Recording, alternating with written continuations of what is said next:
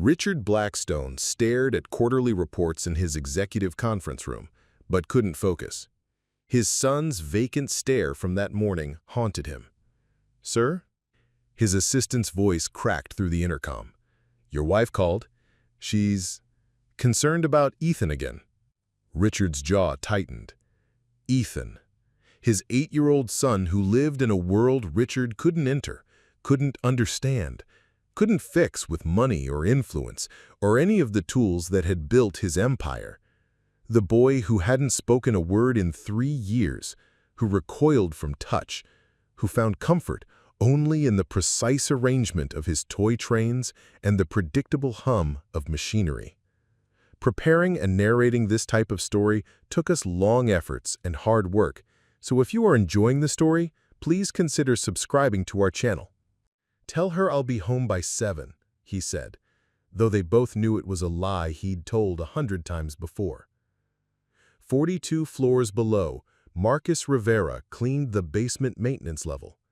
After losing his wife Sarah 2 years ago, he found comfort in solitude. At 35, Marcus worked hard to support his 6-year-old daughter, Isabella. "Dad, why do you clean the building where the rich people work?" Isabella had asked just that morning, her small fingers braiding her dark hair while he packed her lunch. "Because every building needs someone to take care of it, mija," he'd answered, kissing her forehead. "And taking care of things is important work." Now, as Marcus pushed his cart past the executive elevator bank, he wondered if Isabella would understand why he'd never set foot above the 20th floor, why his world existed in the spaces between other people's importance. The morning sun streamed through the lobby's glass walls far above, but down here, in the mechanical depths, time moved differently. Here, the building breathed with the steady rhythm of ventilation systems and water pumps, a mechanical heartbeat that Marcus had learned to find comforting. He was replacing the paper towels in the 19th floor restroom when he first heard it, a sound so unexpected it made him freeze mid-motion. Singing. Not the polished vocals of the elevator music or someone's forgotten radio, but the pure, untrained voice of a child, floating through the air ducts like a secret message. Marcus followed the sound, his curiosity overriding his scheduled route. The melody led him to a rarely used conference room at the end of the hallway, where the morning sun created geometric patterns on the carpet. Through the glass partition, he saw a small boy with dark hair and intense blue eyes, sitting cross-legged on the floor, completely absorbed in lining up a collection of miniature cars in perfect rows. The boy was Ethan Blackstone, though Marcus didn't know it then. The boy hummed while arranging toy cars in precise patterns. "Hello there," Marcus said softly, not wanting to startle the boy. The humming stopped instantly. Ethan's head snapped up, his blue eyes wide with something between fear and curiosity. For a moment, they simply looked at each other. The middle-aged janitor with paint-stained work clothes and gentle brown eyes, and the boy who lived in a world of carefully constructed order. Then, something extraordinary happened. Instead of running away or retreating into himself as he did with everyone else, Ethan tilted his head slightly, studying Marcus with the intensity of a scientist examining a new specimen. "I like your song," Marcus said softly, not wanting to startle the boy. "And I like your song too," he said, settling his cleaning cart to the side and keeping his voice low and steady. "My daughter Isabella likes to sing too." Ethan's eyes flickered with interest at the word daughter, though he remained silent.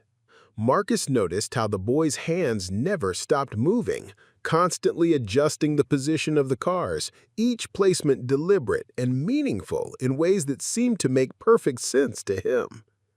"I'm Marcus," he continued, settling into a chair near the door, but not approaching closer.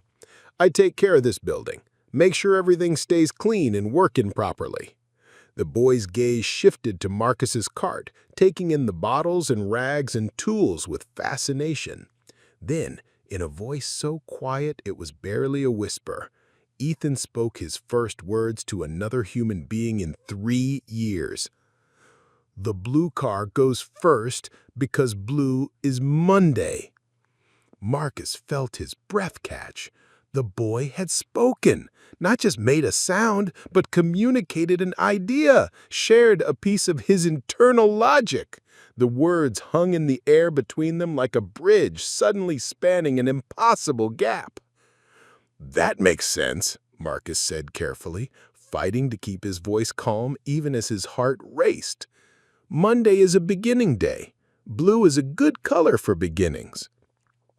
Ethan's eyes widened slightly, as if he'd never encountered someone who understood his reasoning before.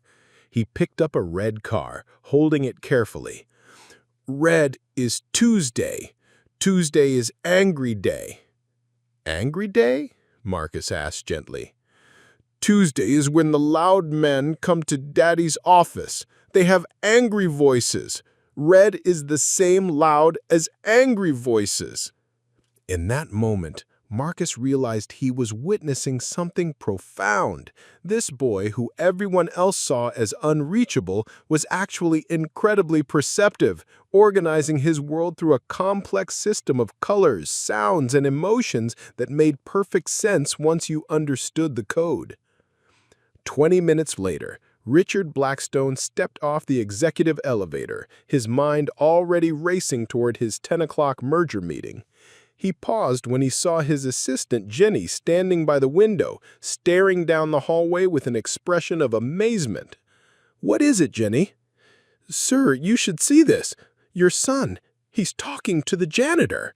Richard's blood pressure spiked. "What janitor? Where is Ethan supposed to be with Mrs. Patterson?"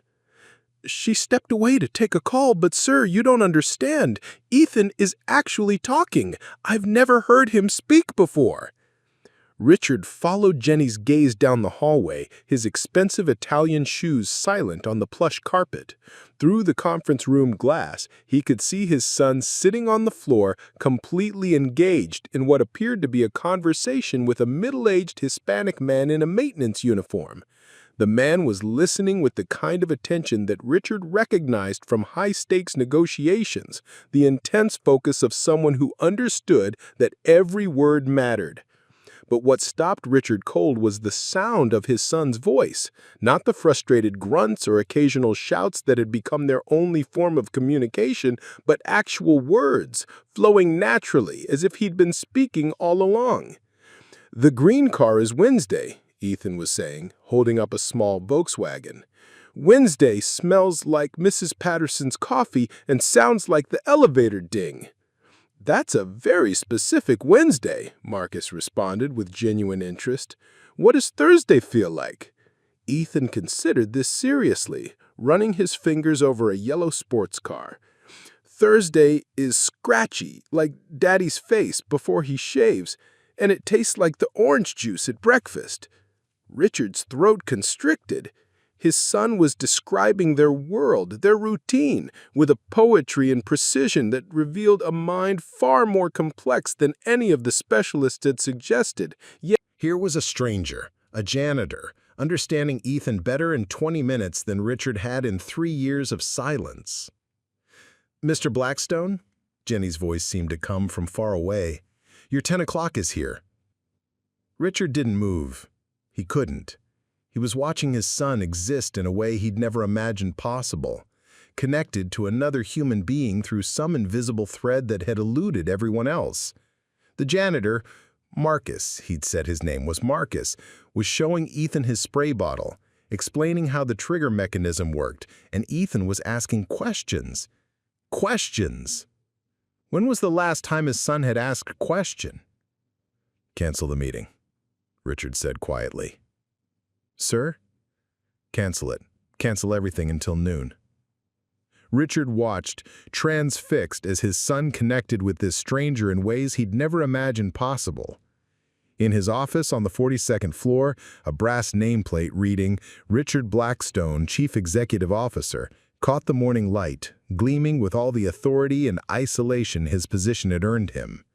But down in conference room C, surrounded by the tools of honest work and the gentle presence of someone who understood that the smallest voices often carry the most important truths, his son was finally ready to be heard. The fountain pen lay forgotten on the mahogany table, its rhythmic tapping silenced by something far more valuable than quarterly reports. The sound of a child finding his voice, and a father about to discover that the most important meetings happen in the most unexpected places.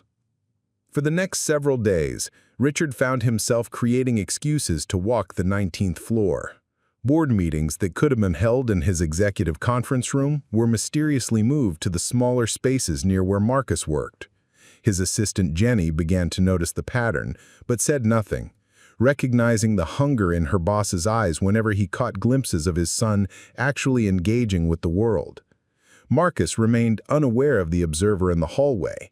During his lunch breaks, Marcus would find Ethan in various conference rooms throughout the building, always with his cars, always creating his intricate patterns, and always ready to share his complex understanding of how colors, sounds, and days intersected. "My daughter would like you," Marcus told Ethan one afternoon as they sat in the staff break room.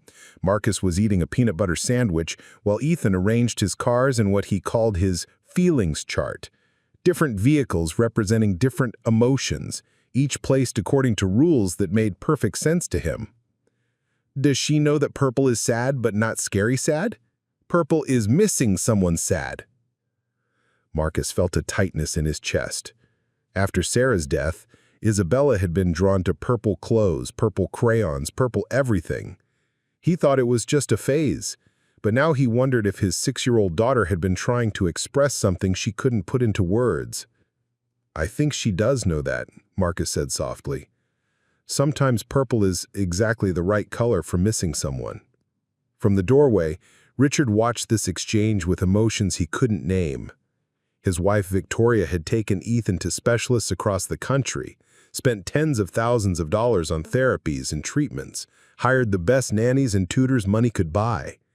Yet here was a janitor with a high school education who seemed to understand his son's language intuitively, without training or technique, simply through patience and genuine curiosity. From the doorway, Richard watched this exchange with emotions he couldn't name.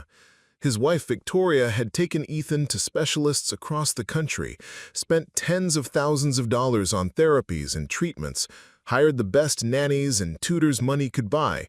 Yet here was a janitor with a high school education who seemed to understand his son's language intuitively, without training or technique, simply through patience and genuine curiosity. That evening, Richard arrived home to their Park Avenue penthouse to find Victoria pacing the marble foyer, her cell phone pressed to her ear as she spoke in hushed, urgent tones to Dr. Hartman, Ethan's latest behavioral specialist. "I don't understand it either," she was saying. "Mrs. Patterson says he's been talking at work, full sentences, but at home, nothing. Not a word." Richard loosened his tie and headed toward Ethan's room, where he found his son sitting on the floor, surrounded by his extensive collection of miniature vehicles. The boy was humming again, that same complex melody Marcus had first heard, while organizing his cars into groupings that followed some internal logic. "Hey, buddy," Richard said, settling into the child-sized chair that had been gathering dust in the corner. "What are you working on?" Ethan didn't look up, but his humming grew slightly louder, as if acknowledging his father's presence. Richard watched his son's small hands move with surgical precision, each car finding its exact place in the larger pattern. There was something beautiful about it, something that reminded Richard of the complex algorithms that drove his business decisions, except that Ethan's system seemed to account for variables that numbers couldn't capture. "Mrs. Patterson says you've been talking to someone at the office," Richard ventured. For a moment, Ethan's movement stilled. Then, barely audible, he whispered, "Marcus understands the car language." Richard's heart hammered against his ribs. His son had spoken to him, actually responded to a direct question with information, with explanation. "What's the car language?" he asked, forcing himself to match Ethan's quiet tone. Ethan picked up a blue sedan, holding it carefully. Cars have feelings. Blue car is calm, quiet, like Marcus's voice. Red car is loud, angry, like the meeting people. Green car is, he paused, searching for words, growing happy, like when Isabella laughs. Isabella? Marcus's little girl. She likes to sing like Mama used to sing. The words hit Richard like a physical blow. Ethan remembered Victoria's singing. Before the specialists and the worried silences, before the endless therapies and the careful distance everyone maintained, Victoria used to sing to her son. Lullabies, silly songs, made-up melodies during bath time. But somewhere along the way, in the chaos of trying to fix what everyone said was broken, the singing had stopped. "Would you like Mama to sing again?" Richard asked. Ethan finally looked up, his blue eyes serious and considering. Mama forgot the song words, but Marcus remembers. Marcus says songs live in your chest, and you can always find them if you listen quiet enough. That night, after Ethan had fallen asleep surrounded by his carefully arranged cars, Richard found Victoria in their bedroom, staring out at the city lights with a glass of wine in her hand. "He spoke to me tonight," Richard said, settling beside her on their king-sized bed. "What did he say?" "He told me about car language, and about someone named Marcus who understands it." Victoria's face crumpled. "Richard, I don't know what to do anymore. We've tried everything, every specialist, every therapy, every treatment, and now he's talking to a stranger but not to us. What does that say about us as parents?"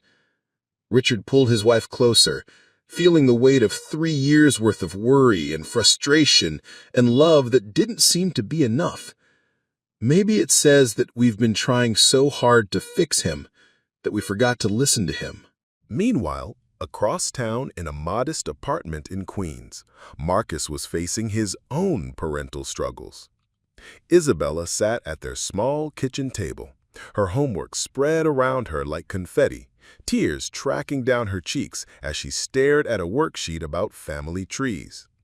"I don't know what to write," she said, her voice thick with frustration. "Aunt Rosa says I should put Mama in heaven, but the teacher wants to know about living family. And Tommy Ramirez says people don't have mamas in heaven because heaven isn't real." Marcus knelt beside his daughter's chair, his heart breaking for the millionth time since Sarah's death. Isabella looked so much like her mother, the same dark eyes, the same determined set to her jaw when she was upset, the same ability to cut straight to the heart of complicated matters. "What do you think?" Marcus asked gently. "Where do you think Mama is?" Isabella considered this with the seriousness of a philosopher. "I think she's everywhere we remember her. Like when you make her special rice and beans, I can feel her watching to make sure you don't burn the sofrito. And when I sing her favorite song, it's like she's singing with me." Marcus felt his throat tighten. "That sounds right to me, mija. Maybe you could write about how Mama lives in the stories we tell and the love we keep for her." "But what about you, Poppy? You work so hard and you're always tired, and sometimes I hear you crying in the shower when you think I'm asleep." The honesty of children could be devastating.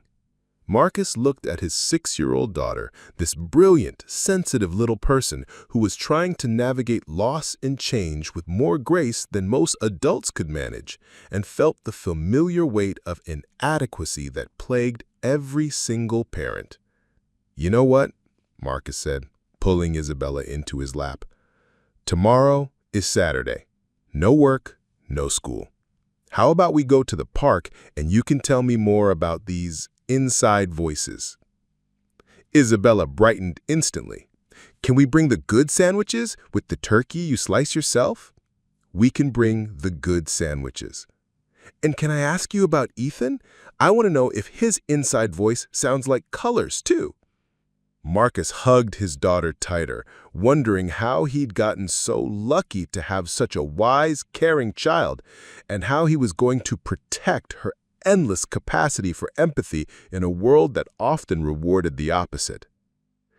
Back in the penthouse, Richard lay awake listening to Victoria's steady breathing and thinking about car language and inside voices, and the way his son's face had lit up when he talked about Marcus. Somewhere in the city, in an apartment he'd never seen, a man was probably lying awake worrying about his own child, carrying his own burdens of love and responsibility, and the constant fear of not being enough. Neither man knew it yet, but their worlds were about to collide in ways that would change both their families forever. Sometimes the most important connections form in the spaces between our separate struggles, when we least expect to find understanding in the most unlikely places. In his room down the hall, Ethan slept peacefully, his cars arranged in perfect order on the nightstand beside his bed. In his dreams, colors had voices and feelings had shapes, and somewhere in the harmony of it all, two men who had never really met were learning the same difficult truth: that love isn't always enough, but connection might be. The first signs of trouble began on a Tuesday, Ethan's angry voice day. Richard was in his morning executive briefing when security called to report an incident in conference room C. By the time he arrived, a crowd had gathered, Mrs. Patterson, the nanny, wringing her hands, building security looking uncomfortable, and at the center of it all, Dr. Eleanor Hartman, Ethan's behavioral specialist, lecturing Marcus while Ethan sat in the corner, rocking back and forth with his hands pressed firmly over his ears. "This is completely inappropriate," Dr. Hartman was saying, her voice sharp with authority. "You have no training in autism spectrum disorders. You don't understand the delicate nature of his condition. This kind of unstructured interaction could set back months of therapeutic progress." Marcus stood quietly, his cleaning cart pushed to one side, and his gentle brown eyes fixed on Ethan's distress rather than the woman berating him. "Ma'am, I'm not trying to interfere with anything.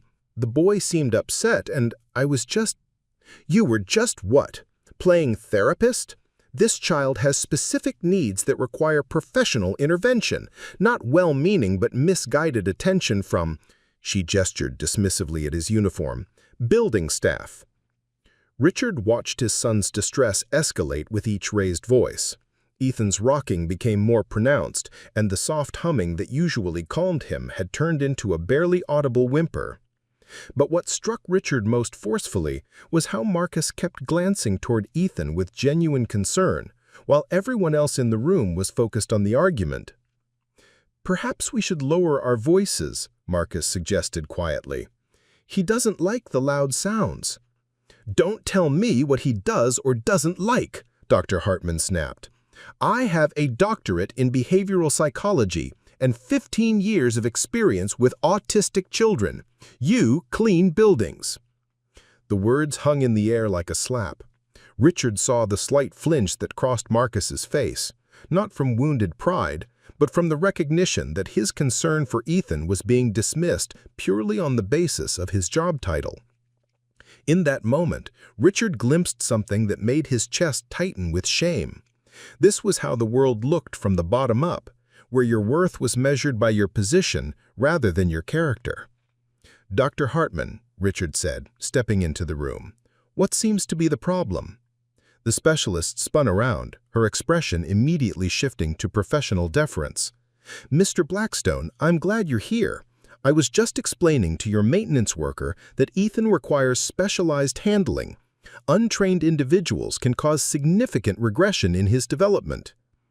Richard looked at his son, still rocking in the corner, and at Marcus, who had quietly moved to block the harsh fluorescent light that was shining directly into Ethan's eyes, a small gesture of understanding that no one else in the room had noticed. "What kind of regression?" Richard asked.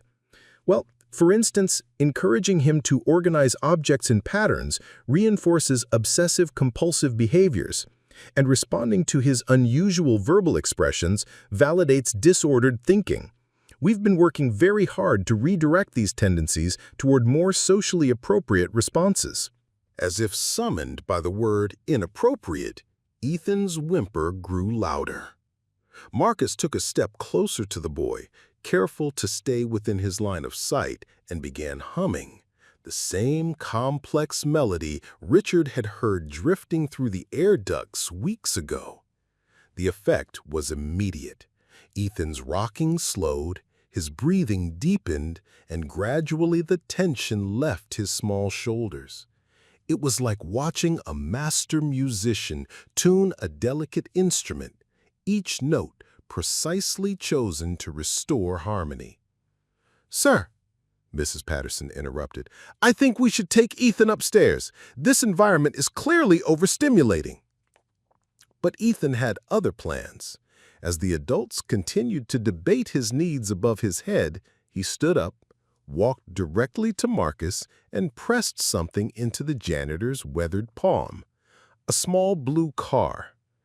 "Blue is Monday," Ethan said clearly, his voice cutting through all the professional theories and heated discussions. "Monday is when you make the building happy again."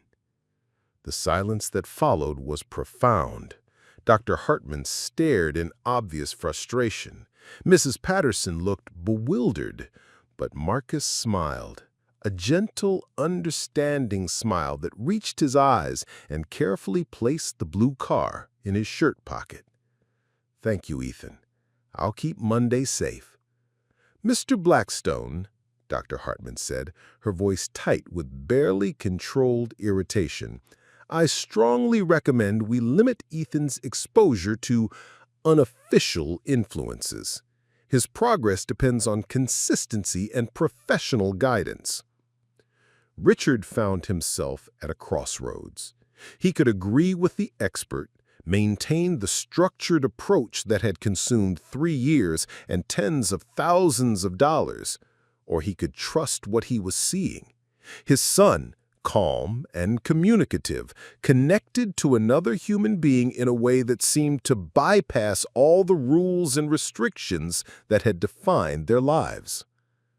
"I'll take that under advisement," Richard said carefully. But Dr. Hartman wasn't finished. "Furthermore, I think we should discuss implementing more controlled environments for Ethan during your work hours, perhaps a dedicated space where he won't encounter unvetted individuals." Marcus was gathering his supplies, preparing to leave, when Richard realized what was happening. They were talking about cutting off the one relationship that seemed to bring his son genuine peace. The weight of that recognition settled over him like a physical presence. "Marcus?" Richard called out. The janitor turned, wariness flickering in his eyes. "Yes, sir." "Thank you for being kind to my son." Something shifted in Marcus's expression. Surprise, perhaps, or maybe just acknowledgement that this conversation was more complicated than anyone had initially understood. "He's a good boy, sir. Very smart. Just has his own way of seeing things." After they left, Richard spent the rest of the morning replaying the scene, particularly Dr. Hartman's dismissive attitude toward Marcus. It reminded him uncomfortably of board meetings where good ideas were shot down based on who suggested them rather than their merit.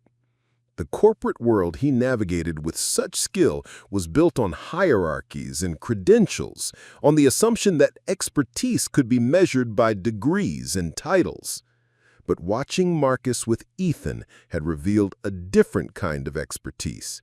The intuitive understanding that came from genuine attention, from listening without agenda, from meeting someone where they were instead of trying to move them where you thought they should be.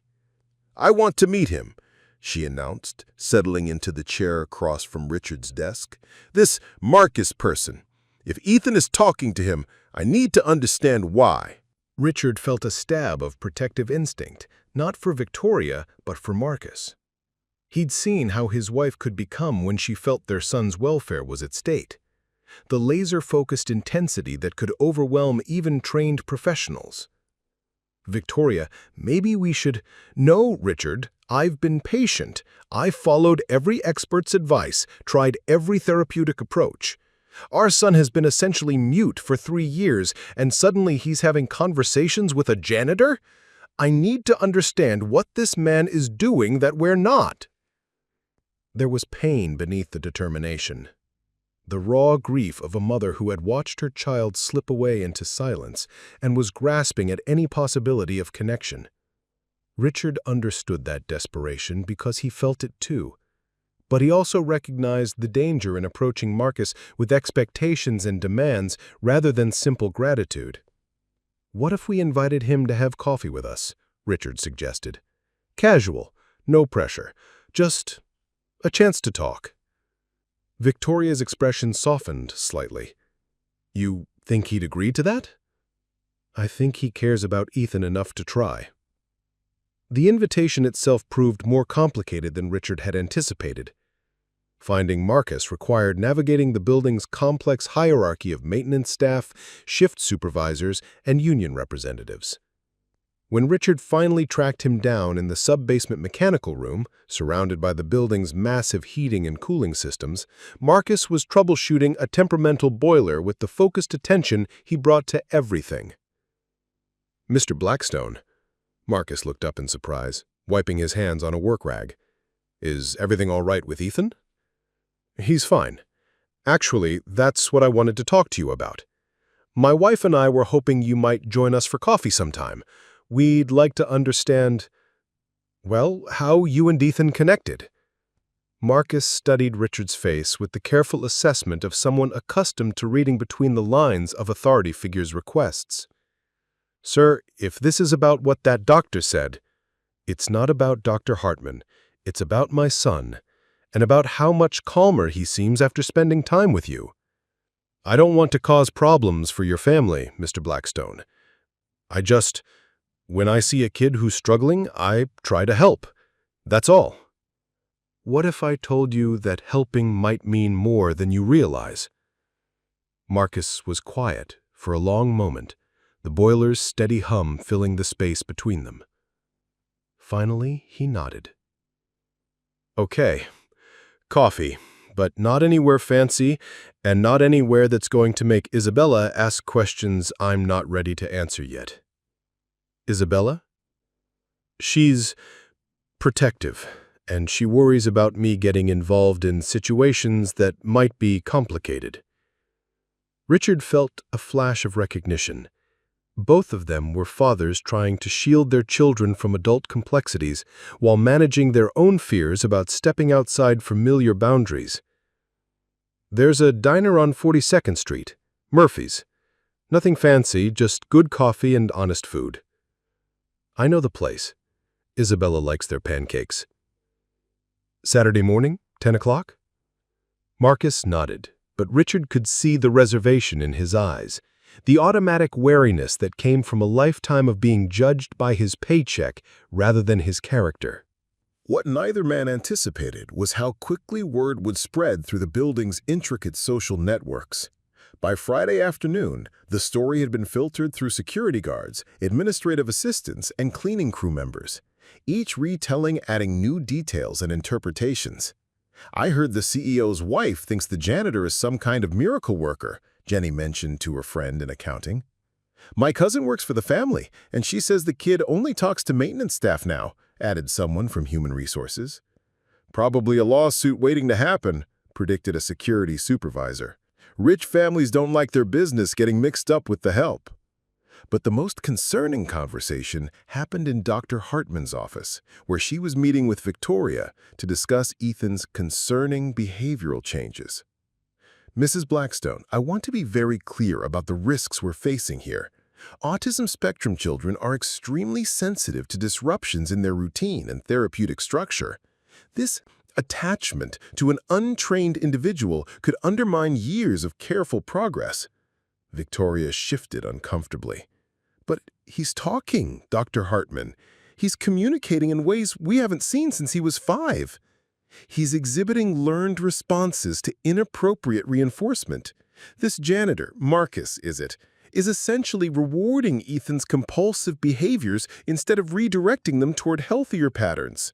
It may look like progress, but it's actually enabling dysfunction. What are you suggesting? I think we need to create more controlled environments for Ethan. Perhaps private therapy sessions here in the building, away from unvetted influences. And I strongly recommend limiting his exposure to situations where his progress might be compromised by well-meaning but misguided intervention. Victoria left the meeting feeling more confused than when she'd arrived. On one hand, Dr. Hartman's concerns echoed her own fears about disrupting Ethan's delicate stability.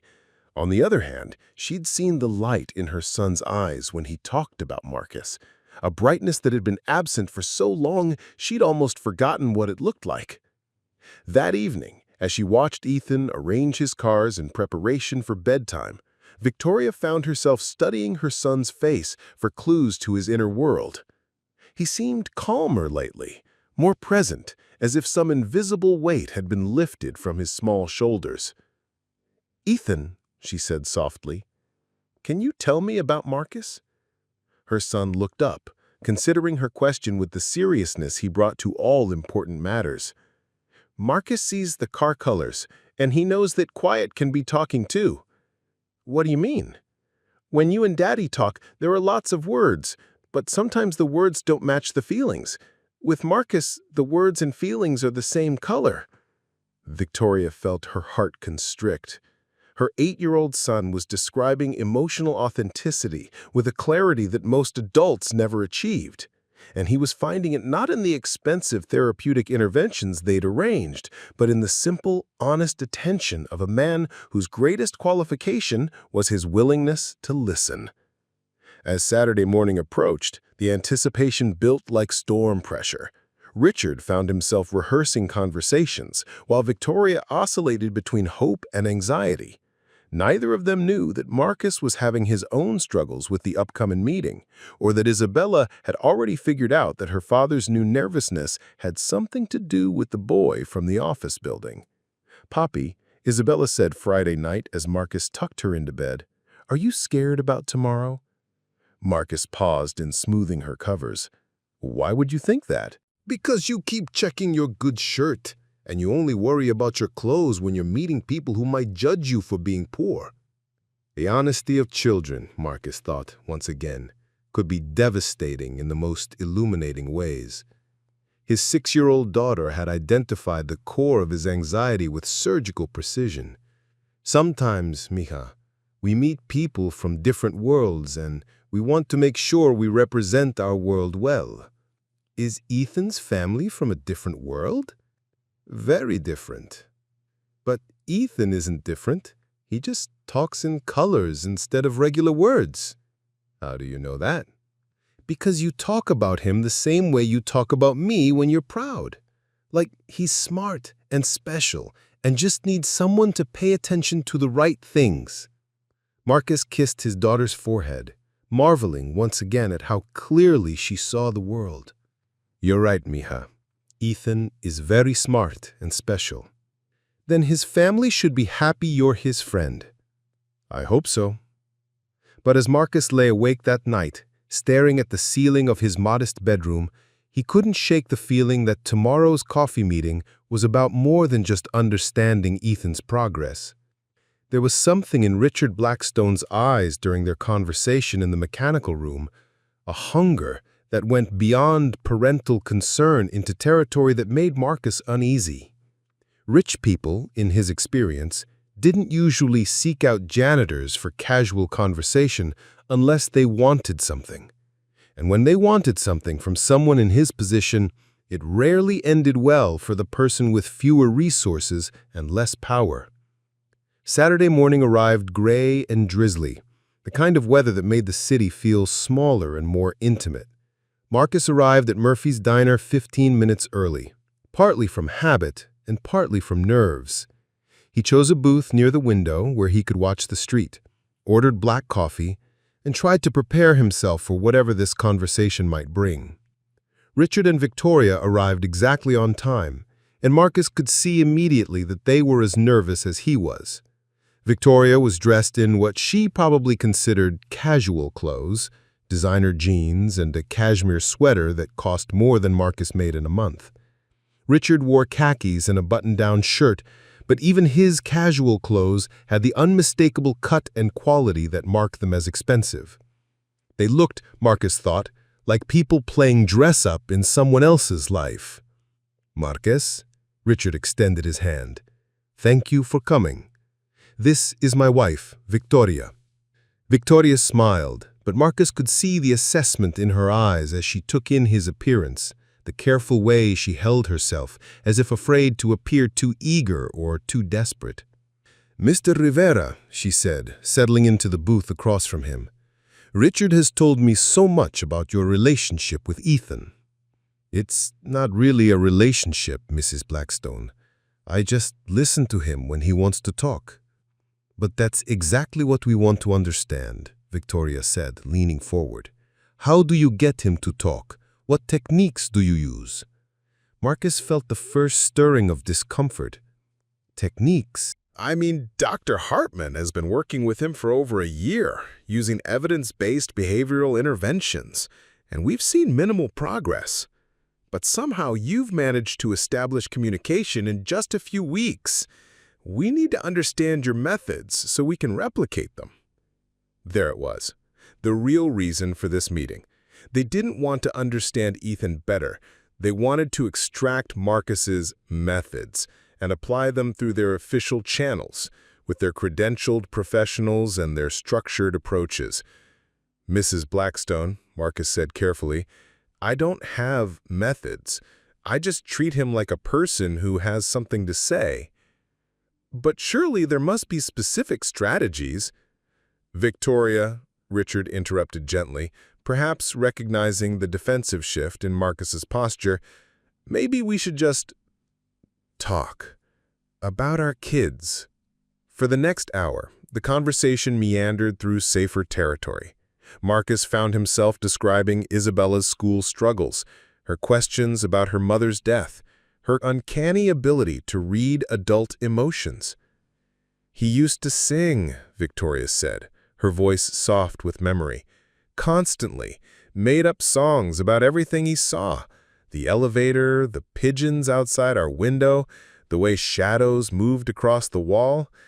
And then one day, he just stopped." "What changed?" Marcus asked. Richard and Victoria exchanged a look, heavy with guilt and regret. "We don't know. That's the thing that haunts us.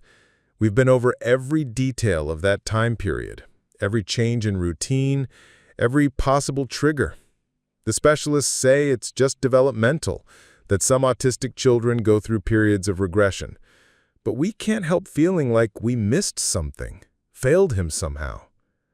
Marcus studied their faces, seeing not the wealthy executives he'd expected, but two parents carrying the particular grief that comes with watching your child slip away from you in ways you can't understand or prevent. "Sometimes," Marcus said slowly, "kids stop talking because the world gets too loud for them to hear their own voice." "What do you mean?" Victoria asked. "Isabella went through something similar after her mother died.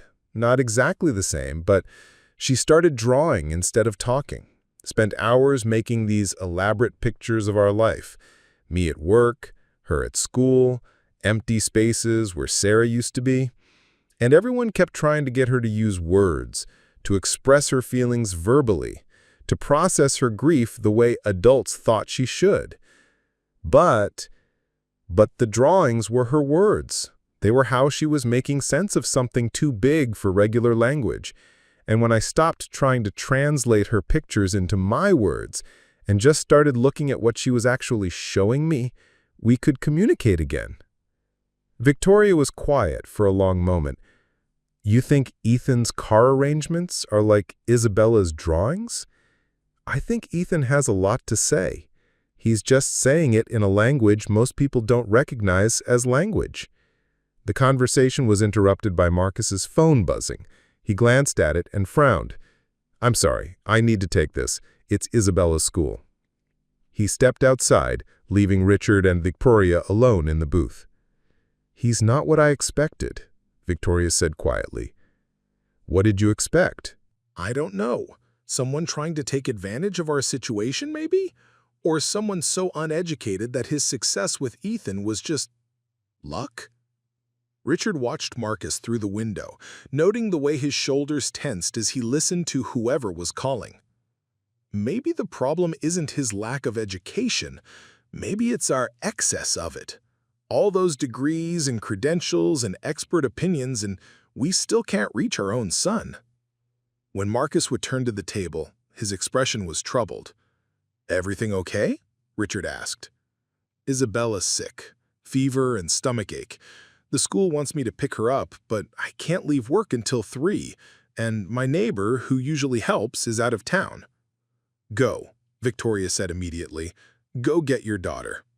"I can't. I'm scheduled for a deep clean of the executive floors today. If I don't show up, especially after taking time for this meeting—" "Marcus," Richard said firmly, "go get Isabella. I'll handle any issues with your supervisor."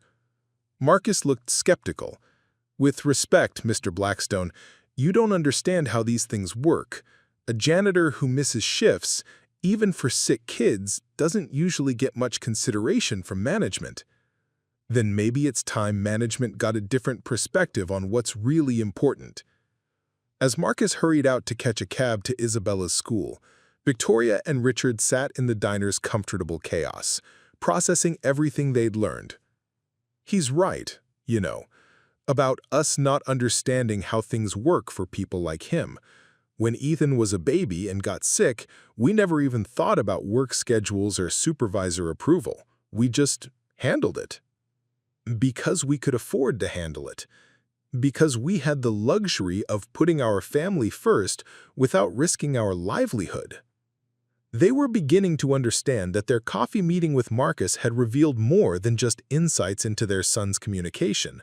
It had exposed the vast differences in their worlds, not just economic, but in terms of security, options, and the basic ability to prioritize family needs without professional consequences. What they couldn't know was that Marcus's early departure from work that Saturday would set in motion a series of events that would test everyone's commitment to the fragile connection they'd begun to build. Dr. Hartman would cite it as evidence of unreliable character. Building management would question his dedication. And Ethan, arriving at work on Monday morning, eager to share his weekend with Marcus, would discover that sometimes the adults who make the rules care more about protocol than about the small miracles that happen when people simply pay attention to each other. The storm that had been building since Dr. Hartman's first objection was about to break, and when it did, it would force everyone involved to decide what they were really willing to fight for, and what price they were willing to pay for the chance to protect something precious and fragile, a child's voice finally finding its way back to the world. Monday morning brought the first real test of the fragile alliance that had begun to form over coffee. Marcus arrived at work to find a formal written warning waiting in his supervisor's office, citing unauthorized absence during scheduled hours and failure to complete assigned duties. The warning was signed by building management, but Marcus recognized the corporate language that suggested involvement from much higher up the chain. "Look, Rivera," his supervisor, Tom Chen, said with obvious discomfort, "this came from upstairs. Way upstairs. I told them you've been solid for 2 years, never missed a shift before Saturday. But they said the building's executive clients require absolute reliability from all service staff." Marcus felt the familiar weight of powerlessness settling over him. In his world, one sick child could trigger a cascade of consequences that threatened everything he'd worked to build. "Tom, my daughter was sick. The school called." "I know, man. I get it. I got kids too." But the word came down that there have been concerns about your interactions with one of the executive families. Something about maintaining appropriate professional boundaries. The pieces clicked into place with sickening clarity. Dr. Hartman hadn't been content with simply disapproving of his friendship with Ethan. She'd escalated to building management, using his Saturday absence as evidence to support whatever case she'd built against him. "What kind of concerns?" Marcus asked, though he suspected he already knew. Tom shifted uncomfortably. "Look, I don't know the details. Something about you overstepping your role with a client's kid. The way it was explained to me, these rich folks have specific ways they want their family situations handled, and they don't appreciate unauthorized involvement from building staff." Marcus felt anger flare in his chest, not just at the injustice, but at the way his genuine care for Ethan was being reframed as something inappropriate or self-serving. "Tom, I never overstepped anything. The boy was upset, I helped calm him down. That's all." "I believe you, Rivera, but belief doesn't matter when the people who sign our paychecks say there's a problem. Just keep your head down for a while, okay? Do your job, stay away from the executive floors, and hopefully this blows over." As Marcus began his rounds in the lower levels of the building, staying carefully away from anywhere he might encounter Ethan, he had no idea that 42 floors above him, Richard Blackstone was having his own confrontation with institutional power.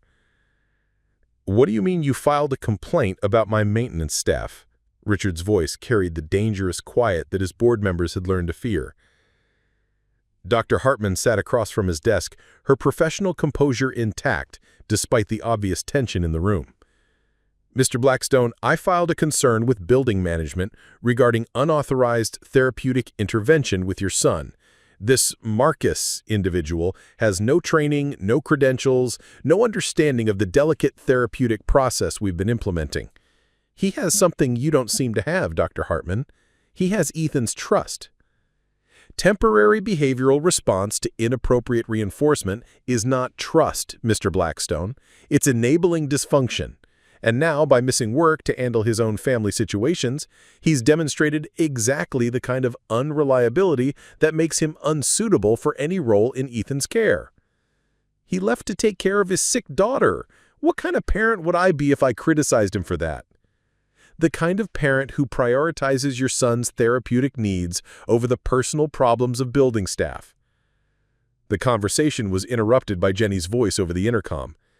"Mr. Blackstone, Mrs. Patterson is here with Ethan. She says he's upset about something." Richard's heart sank. "Send him in." Ethan entered the office with Mrs. Patterson hovering anxiously behind him. The boy's usual calm demeanor was gone, replaced by the agitated energy that preceded his most difficult episodes.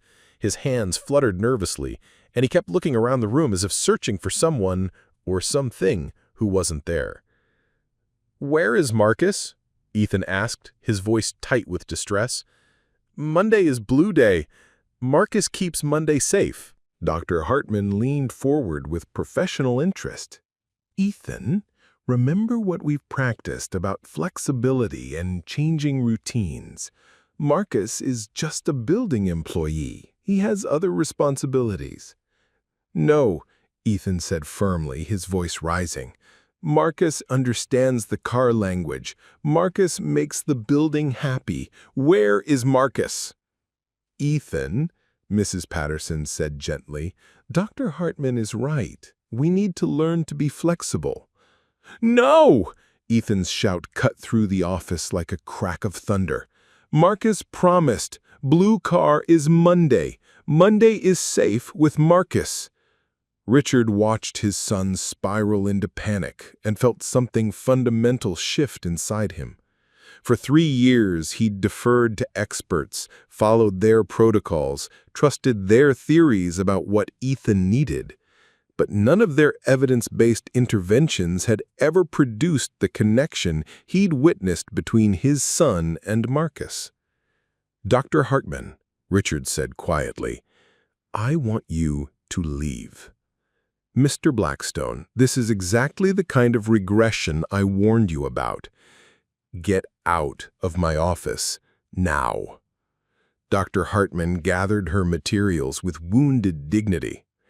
"I'll be filing a report with the Pediatric Behavioral Health Board about this situation. Parental interference with therapeutic intervention is a serious concern."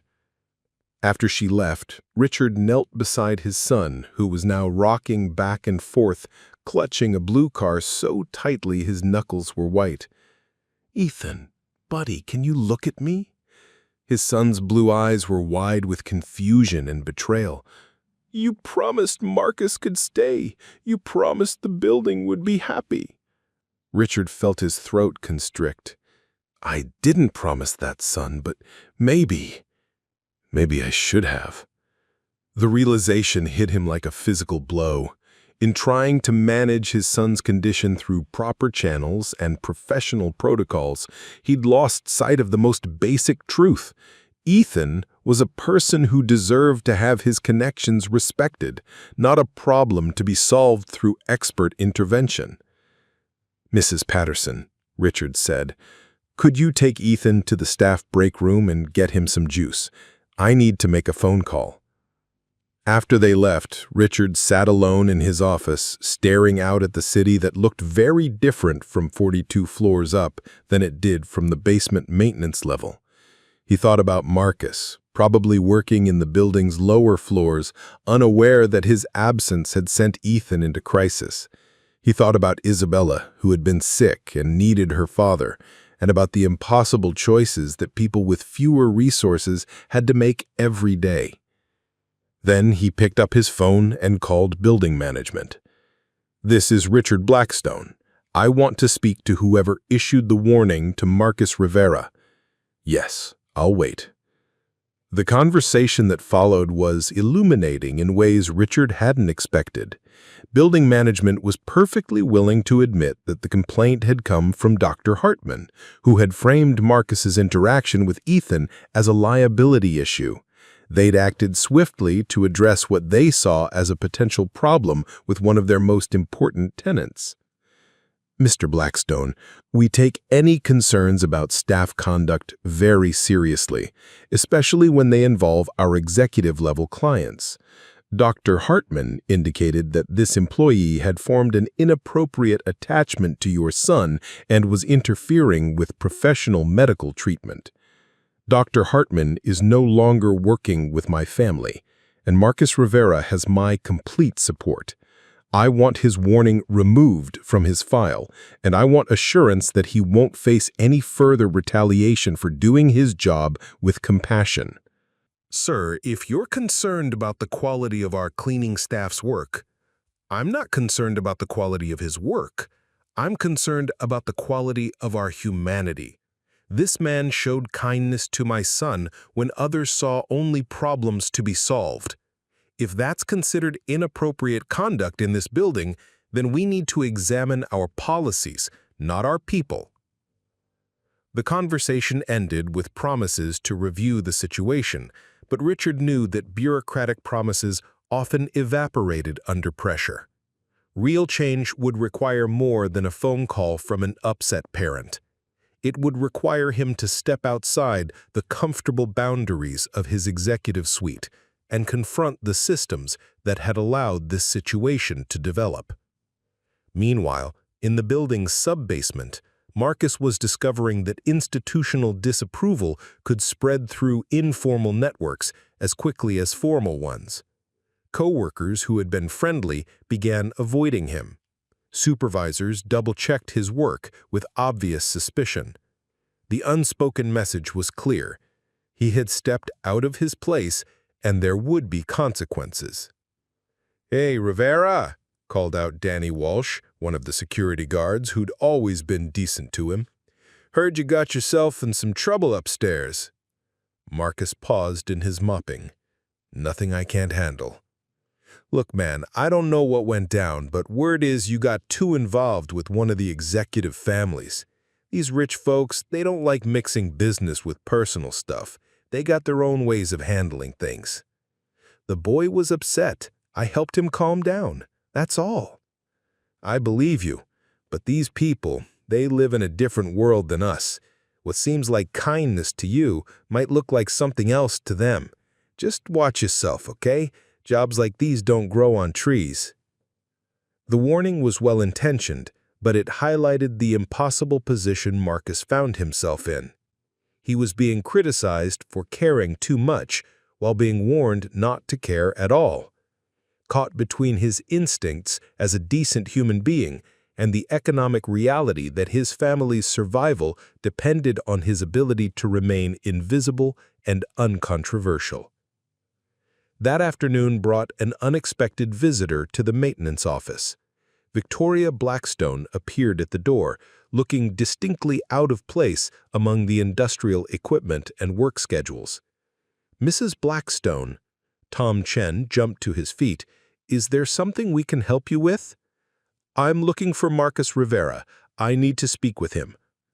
Tom glanced around nervously. "Ma'am, if there's been a problem with his work—" "There hasn't been a problem. There's been a misunderstanding, and I'd like to clear it up." Marcus emerged from the supply closet, his expression carefully neutral. "Mrs. Blackstone." "Marcus, I owe you an apology. Several apologies, actually." The maintenance office fell silent except for the hum of machinery. Victoria looked around at the curious faces of Marcus's co-workers and seemed to realize that this conversation required privacy. "Could we talk somewhere else?" she asked. They ended up in a small conference room on the third floor, neutral territory that belonged neither to the executive levels nor to the maintenance areas. Victoria sat across from Marcus, her usual composure replaced by something rawer and more vulnerable. "I need you to know that Richard and I had nothing to do with the complaint against you. Dr. Hartman acted on her own, and we've terminated our relationship with her." Marcus nodded, but remained guarded. "Mrs. Blackstone, I appreciate you telling me that, but it doesn't change the fact that I'm now seen as a problem employee, and in my position, that kind of reputation can follow you for years." What if it didn't have to? What do you mean? Victoria took a deep breath. "Richard and I have been talking about Ethan, about what we've learned from watching him with you, about the assumptions we've made. We've realized that we've been trying to fix something that wasn't broken. We just weren't listening in the right language." "I'm not sure I follow." "We want to offer you a position, not as a janitor, but as, I guess you'd call it, a companion for Ethan, someone who understands his way of communicating and can help us learn it too." Marcus felt his stomach drop. "Mrs. Blackstone, I appreciate the offer, but this salary would be triple what you're making now, with full benefits, health insurance for you and Isabella, college fund contributions." "Stop!" Marcus held up his hand. "Please, just stop." Victoria looked confused. "You're not interested?" "Ma'am, I'm not your son's salvation. I'm just a man who treated him with basic human decency. And if you think you can hire that kind of attention, you're missing the point entirely." The words hung in the air between them, carrying the weight of every class division, every assumption, every well-intentioned misunderstanding that had brought them to this moment. "I'm sorry," Victoria said quietly. "You're right.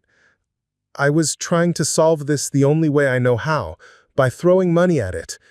But that's not what this is it?" "No, ma'am, it's not." "Then what is it about?" Marcus was quiet for a long moment, choosing his words carefully. "It's about seeing your son as a person who has something valuable to say, instead of a problem that needs fixing. It's about respecting his way of understanding the world, instead of trying to force him into yours. And it's about recognizing that wisdom doesn't always come with credentials." Victoria felt tears prick her eyes. "How do we do that? How do we become the kind of parents who can hear him the way you do?" "You start by listening without trying to change anything. Just listen. And when he shows you something, his car arrangements, his color system, his way of organizing the world, you pay attention to what he's actually telling you instead of what you think he should be telling you. And if we do that, would you consider being part of it? Not as an employee, but as a friend? Someone who could help us bridge the gap between our world and his? Marcus studied Victoria's face, seeing not the wealthy executive's wife who had first approached him with expectations and demands, but a mother desperate to reconnect with her child. Mrs. Blackstone, if you're serious about listening to Ethan, really listening, then yes, I'd be honored to help, but not for money and not as some kind of hired solution. As someone who cares about a little boy who has important things to say. What would you need from us? Patience, and the willingness to have your assumptions challenged, and the understanding that this isn't about me teaching you my methods, it's about all of us learning Ethan's language together.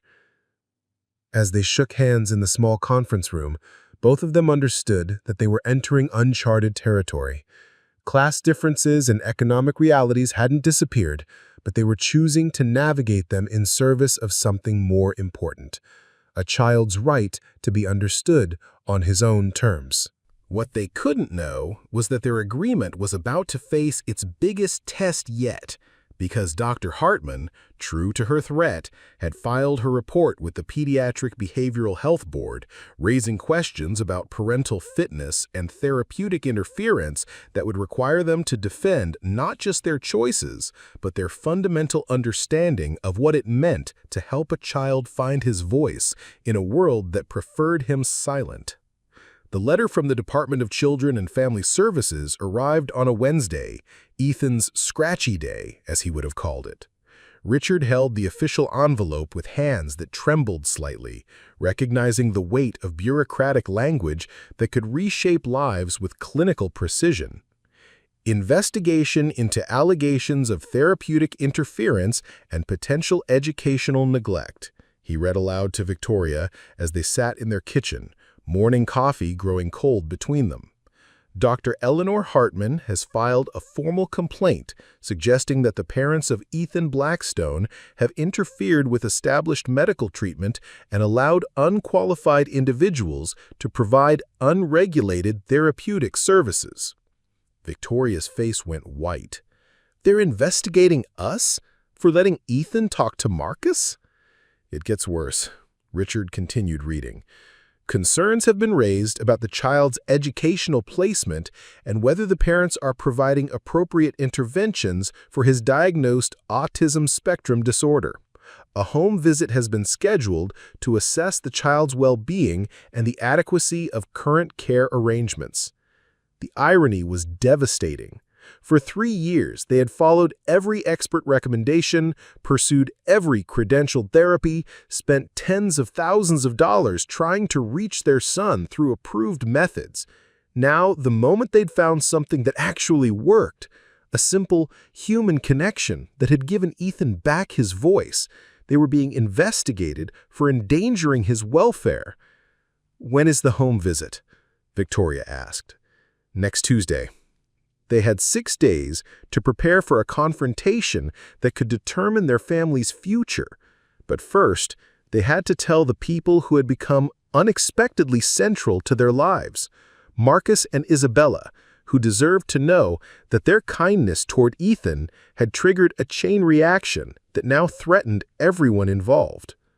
Marcus took the news with the resigned acceptance of someone who had learned that good intentions often led to complicated consequences. "I'm sorry, Mr. Blackstone," Richard said, as they sat in Marcus's small apartment living room, watching Isabella and Ethan play together with an ease that made the adult complications seem even more absurd. "No, Mr. Blackstone. This is what happens when people like us step outside the lines that people like her think we should stay within. She couldn't control the situation, so she escalated it to people who could." "Is the grown-ups in trouble because Ethan can talk now?" The question hung in the air with the devastating clarity that children brought to adult absurdities. "Something like that, mija," Marcus said softly. "That's stupid," Isabella declared with 6-year-old authority. Talking is good. People who stop kids from talking are the ones who should be in trouble. Ethan nodded seriously. Isabella understands the car language too. Green car is friendship happy. We made a green car day. Victoria felt her heart break and mend simultaneously. Here were two children from two completely different worlds connecting effortlessly across every barrier that the adult world had constructed, and somehow their natural friendship had become the center of a bureaucratic storm that threatened to tear them apart.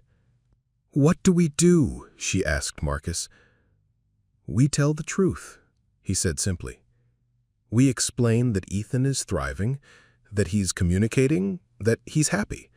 And we hope that that matters more to them than their rule books." But preparation for the home visit revealed just how complex telling the truth could be. The social worker assigned to their case, Miss Sarah Chen, was thorough and professional, but she arrived with a clipboard full of concerns that reflected Dr. Hartman's perspective on the situation. "I need to understand the nature of your son's relationship with," she consulted her notes, "Marcus Rivera, a building maintenance worker with no formal training in autism spectrum disorders." They were sitting in the Blackstone's elegant living room, a space that usually felt comfortable, but now seemed to emphasize every economic disparity that separated their family from Marcus's. Ethan sat nearby, quietly organizing his cars into what he called his feeling patterns, while the adults discussed his life as if he weren't present. "Marcus isn't providing therapy," Victoria explained. "He's providing friendship. He listens to Ethan and responds to what he actually says, instead of trying to redirect him toward different behaviors." "And you don't see any concerns with having your son form an attachment to someone without credentials or background checks?" "Miss Chen," Richard interjected, "Marcus has been employed by our building for 2 years with an exemplary record. More importantly, he treats our son with respect and understanding. Those aren't qualities that come with credentials."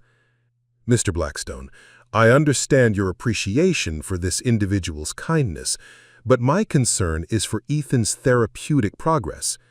Dr. Hartman's report suggests that this friendship is actually enabling maladaptive behaviors and preventing him from developing more appropriate social skills." From his position on the floor, Ethan looked up with sudden intensity. "Dr. Hartman doesn't understand the car language.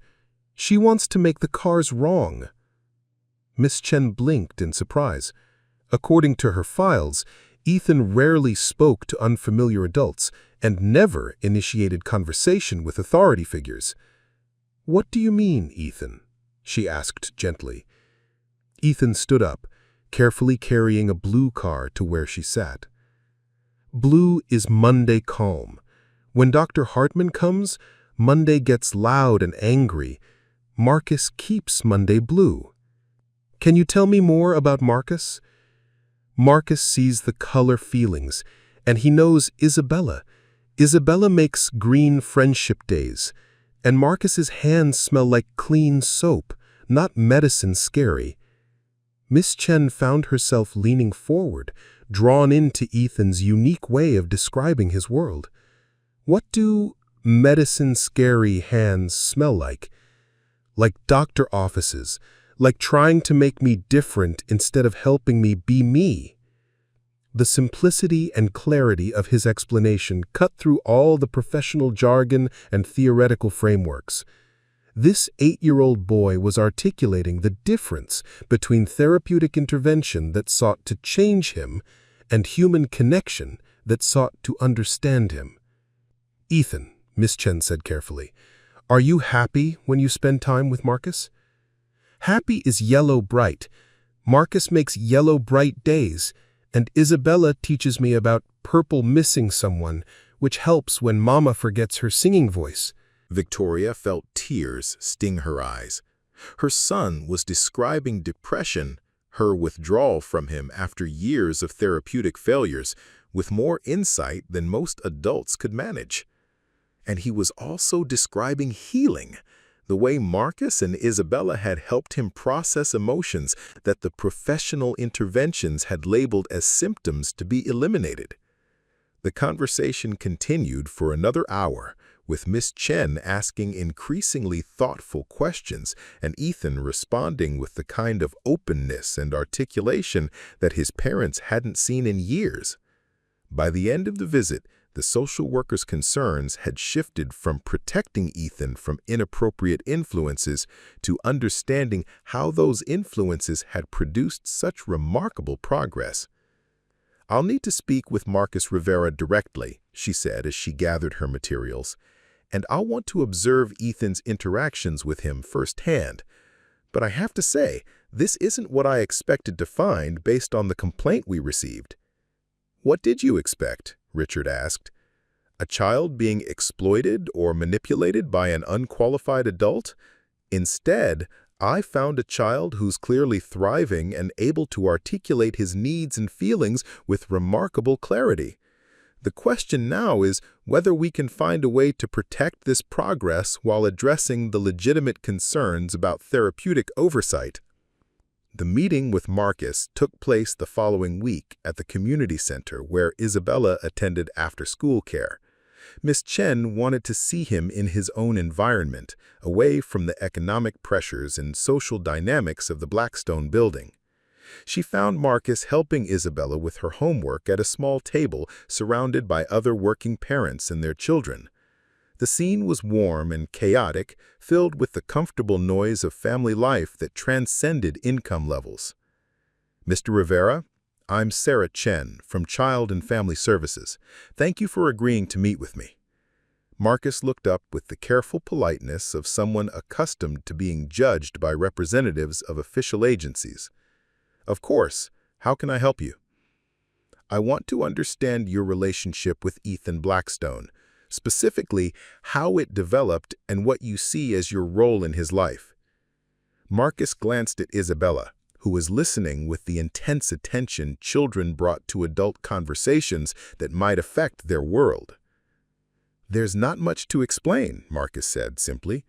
"I met a kid who was upset, I helped him calm down, and we became friends. That's all." "But Dr. Hartman's report suggests that you've been providing unauthorized therapeutic services." "Miss Chen," Marcus interrupted gently, "I clean buildings and raise my daughter. I don't provide therapy. I provide friendship to a little boy who needed someone to listen to him without trying to change him." "Can you be more specific about what that looks like?" Isabella looked up from her math worksheet. "Poppy, can I tell her?" Marcus nodded, and Isabella turned to Miss Chen with the seriousness of a much older child. "Ethan talks in colors and feelings. Most grown-ups try to make him use regular words instead, but Poppy listens to the color words and talks back in the same language. It's like if someone spoke Spanish and everyone kept trying to make them speak English instead of just learning Spanish." Miss Chen felt a shift in her understanding. "And you've met Ethan yourself?" "Lots of times. He comes over sometimes and we play with blocks and cars and build cities where all the colors have the right feelings. He's really smart and he's funny and he knows things about emotions that most kids don't know." "What kind of things?" Like how sadness has different colors depending on what kind of sadness it is, and how some days feel scratchy and some days feel smooth, and you have to pay attention to which kind of day it is so you can take care of yourself right. Miss Chen turned back to Marcus. "And you learned this from Ethan?" "We learned it from each other. Ethan taught me about color feelings. I taught him that it's okay to have big emotions, as long as you find safe ways to express them. And Isabella taught both of us that friendship can bridge any gap if you're willing to meet someone where they are." "Mr. Rivera, I have to ask directly. Have you ever attempted to provide any kind of therapeutic intervention or behavioral modification with Ethan?" Marcus was quiet for a moment, considering the question carefully. "Miss Chen, if treating a child with respect and patience is therapeutic intervention, then I guess the answer is yes. But if you're asking whether I've tried to diagnose him or cure him or change his fundamental way of being in the world, then no, never. What's the difference? The difference is that Ethan doesn't need to be fixed, he needs to be understood, and there's a world of difference between those two things. The investigation continued for several more weeks, with interviews, observations, and consultations with autism specialists who weren't Dr. Hartman. Gradually, a picture emerged that contradicted every assumption underlying the original complaint. Ethan wasn't being harmed by his friendship with Marcus, he was flourishing. His communication skills had improved dramatically, his emotional regulation had stabilized, and his social connections had expanded to include not just Marcus, but Isabella and other children at the community center.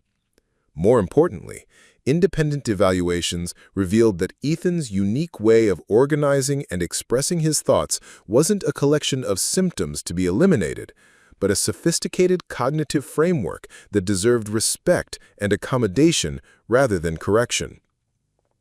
Dr. Maria Santos, the autism specialist brought in for an independent assessment, summarized her findings in language that cut through all the bureaucratic confusion. Ethan Blackstone is a bright, emotionally intelligent child who processes information differently than neurotypical children.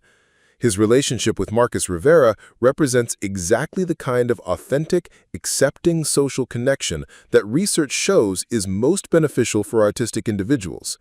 Any intervention that disrupts this relationship would be counterproductive to his development.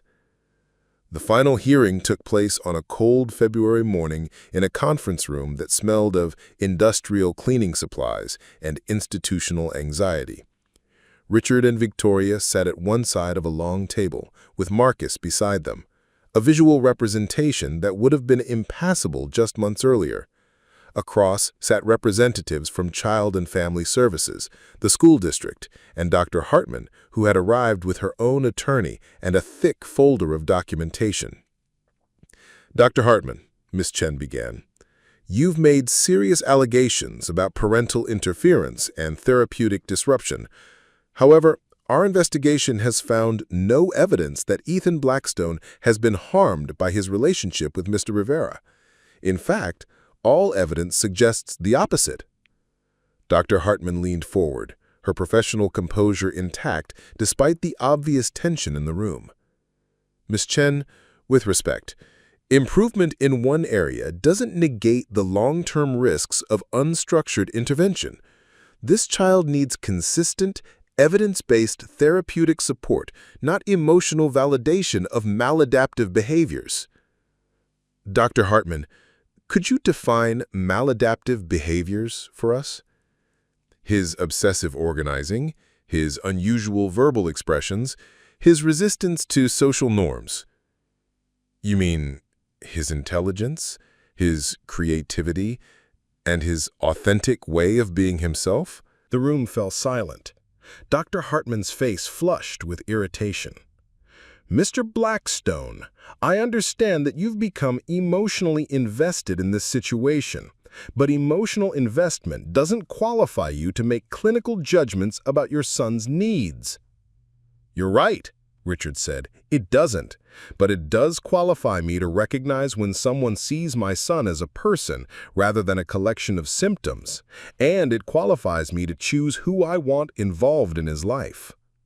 Ms. Chen consulted her notes.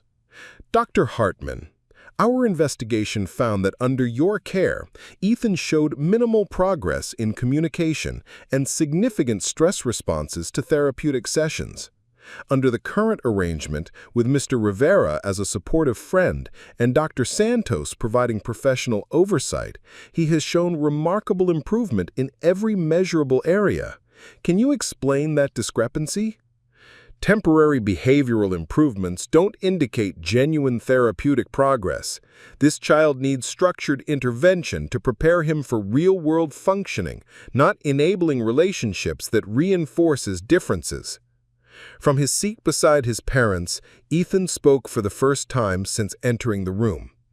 "Dr. Hartman wants to make me normal," he said clearly. "But normal isn't a color I understand. Marcus helps me be Ethan-colored, which is the best color for me. The simplicity and clarity of his statement cut through all the professional jargon and theoretical frameworks. Even Dr. Hartman seemed momentarily taken aback by the eloquence of his self-advocacy. "Ethan," Miss Chen said gently, "can you tell us how you feel about the different adults in your life?" Ethan considered this with his characteristic seriousness. "Dr. Hartman feels red angry when I use car language. She wants to take the cars away and make me use words that don't have the right feelings. Dr. Santos feels blue calm and asks questions about my color words like they're important. Marcus feels green friendship and yellow bright happy. He makes the building feel safe for being me. And how do you feel when you're with Marcus and Isabella?" "I feel like Ethan, not like broken Ethan or different Ethan or needs to be fixed Ethan. Just Ethan." Ms. Chen made a note and turned to Marcus. "Mr. Rivera, what do you see as your role in Ethan's life going forward?" Marcus had been quiet through most of the hearing, understanding intuitively that his words carried less weight in this room than his actions had in Ethan's life. But now he leaned forward slightly, choosing his words with care. "I see myself as Ethan's friend, someone who accepts him exactly as he is and supports his family in understanding his unique way of seeing the world. I don't want to replace professional support. I want to complement it with authentic relationship. And you understand the concerns about boundaries and appropriate involvement? I understand that some people think friendship has to be regulated and credentialed to be valuable. I respectfully disagree. What Ethan needs most is people in his life who see his differences as gifts rather than problems, and who are willing to learn his language instead of forcing him to speak ours." Dr. Hartman's attorney spoke for the first time. "Miss Chen, our concern is precedent. If we allow untrained individuals to provide therapeutic services under the guise of friendship, we open the door to exploitation and harm of vulnerable children." "But Mr. Rivera isn't providing therapeutic services," Miss Chen replied. "He's providing exactly what he claims to provide: authentic friendship and acceptance. The therapeutic oversight is being provided by Dr. Santos, who has found this arrangement to not just be beneficial, but exemplary."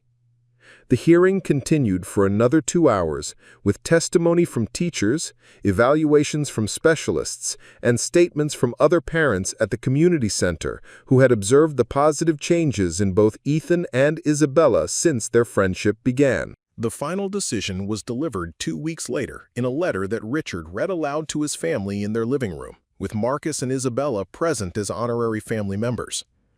After thorough investigation, the Department of Children and Family Services finds no evidence of abuse, neglect, or inappropriate therapeutic interference in the Blackstone household. The current arrangement, with professional oversight provided by Dr. Maria Santos and supportive friendship provided by the Rivera family, appears to be in the best interests of the child. The case is closed with no further action required. The celebration was quiet but profound. For the first time in months, the adults in the room could breathe without the weight of institutional scrutiny threatening their choices.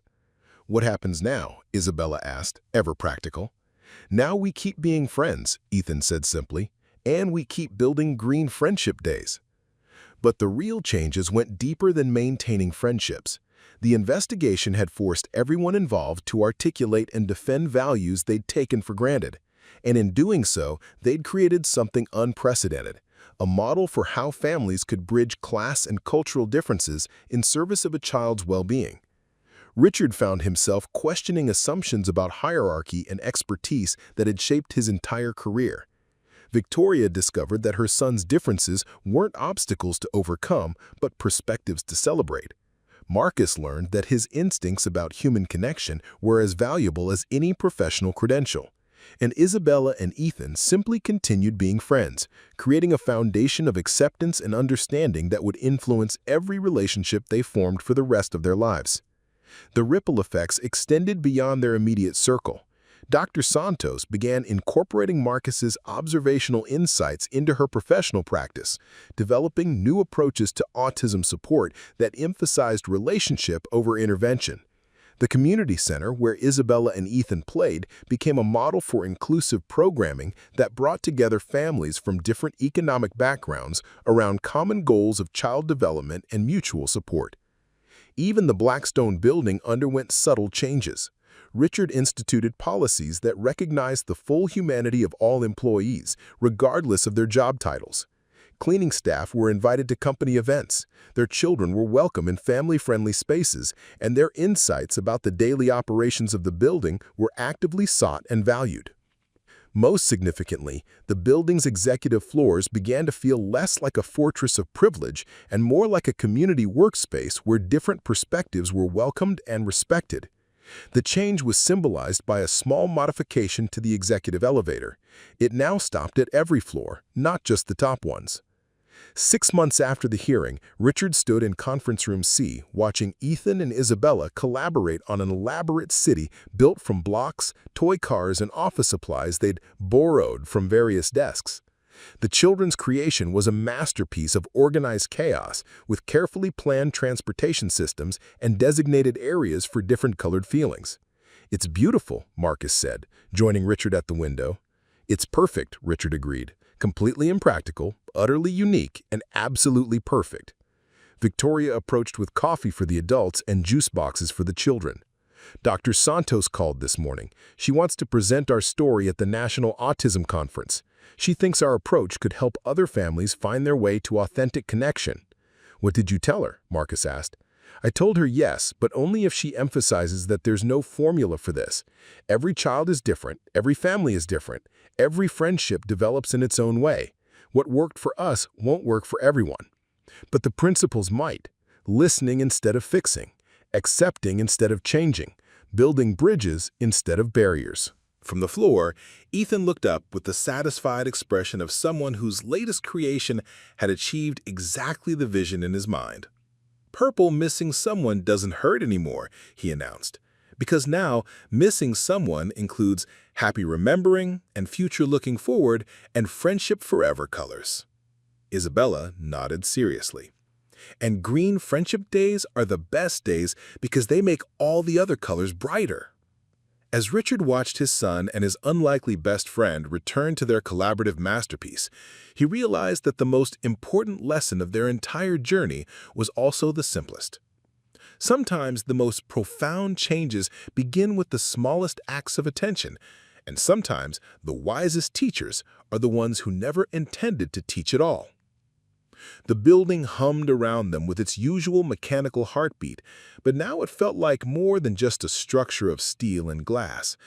It had become a place where different worlds could meet, where authentic relationships could flourish across every boundary that society had constructed, and where a child's unique voice could be heard and celebrated by anyone willing to listen in the right language.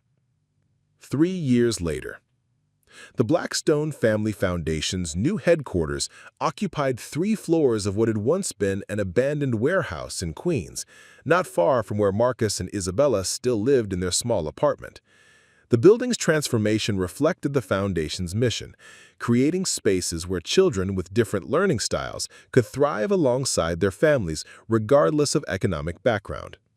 Ethan, now 11, moved through the foundation's main hall with the confident stride of someone completely at home in his environment. His car language had evolved into a sophisticated system of color-coded emotional and sensory mapping that had influenced the foundation's entire approach to inclusive design. The building's common areas were painted in what he called feeling colors: soft blues for calm spaces, warm greens for collaboration areas, and gentle yellows for creative zones.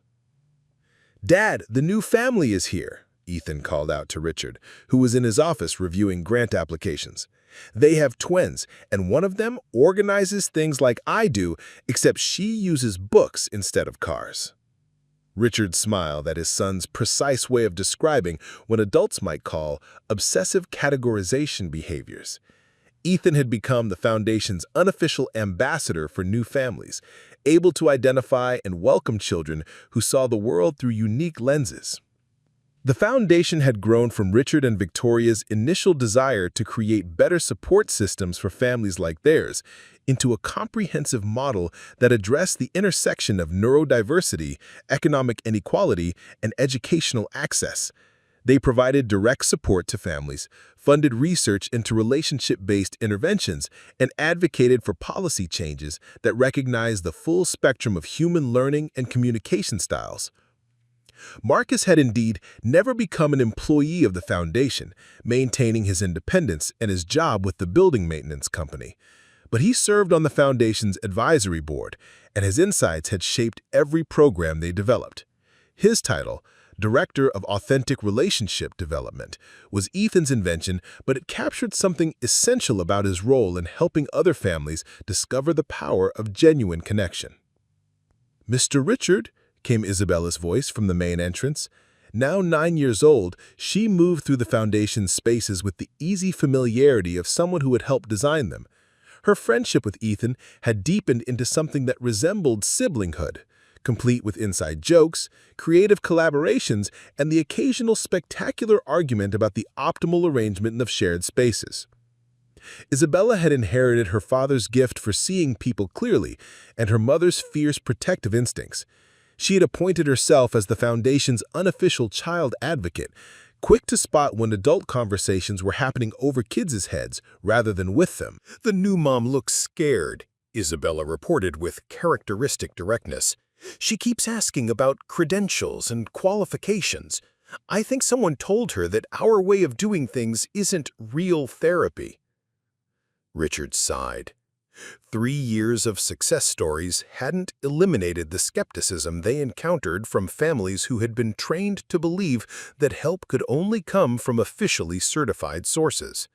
But they had developed patient, effective ways of demonstrating that authentic relationship could coexist with professional support. "Is Dr. Santos here yet?" Richard asked. "She's in the blue room with the twins," Isabella replied. "The book organizing girl is showing her the library system she made, and it's really complicated and beautiful." Dr. Maria Santos had become the Foundation's clinical director, developing assessment and support protocols that honored children's unique cognitive styles while ensuring they received appropriate professional oversight. Her work had gained national attention, particularly her research on relationship-first intervention that prioritized authentic connection as the foundation for all other therapeutic goals. The afternoon brought the Foundation's monthly community meeting, where families shared updates, challenges, and celebrations.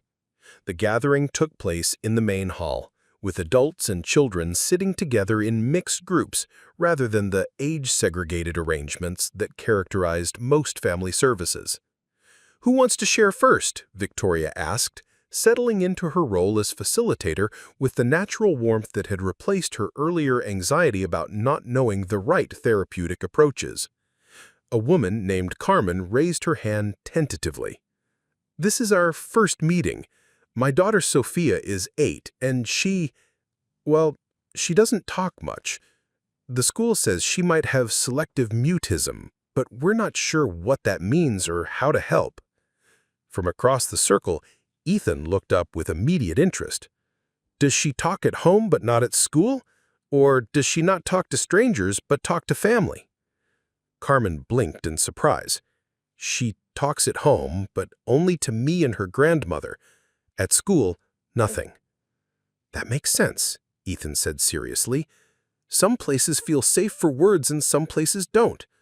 Has anyone asked Sophia which places feel word safe and which places feel word scary?" The directness of his question cut through all the clinical terminology and behavioral theories that Carmen had been struggling to understand. Her daughter's silence wasn't a disorder to be cured. It was a response to environments that felt unsafe for her particular way of engaging with the world. "How would we ask that?" Carmen wondered. Isabella spoke up. Maybe not with words. Maybe with pictures or colors, or letting her show you with her body. Some kids talk better with their hands or their art than with their mouths.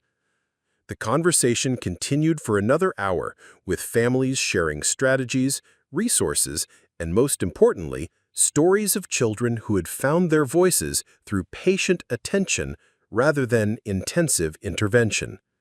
The meeting ended with plans for informal gatherings, playground meetups, art sessions, and the monthly family dinners that had become a foundation tradition. As families began to leave, Richard found himself in conversation with Dr. Santos about the Foundation's next phase of growth. The requests for consultation keep increasing, Dr. Santos said. School districts, other family foundations, even some hospital systems want to understand how we're achieving the outcomes we're seeing. Any thoughts on how to expand without losing what makes this work? The key is always going to be the relationships. We can teach techniques and protocols, but we can't mandate the kind of genuine attention that Marcus shows to every child, or the intuitive understanding that Ethan and Isabella bring to welcoming new kids. From across the room, they could hear Ethan explaining the Foundation's color system to Sophia, who was listening with intense concentration while staying close to her mother's side.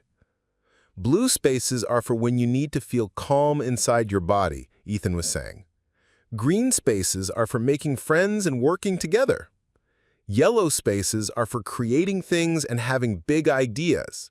And purple spaces are for when you need to miss someone or feel sad but still feel safe.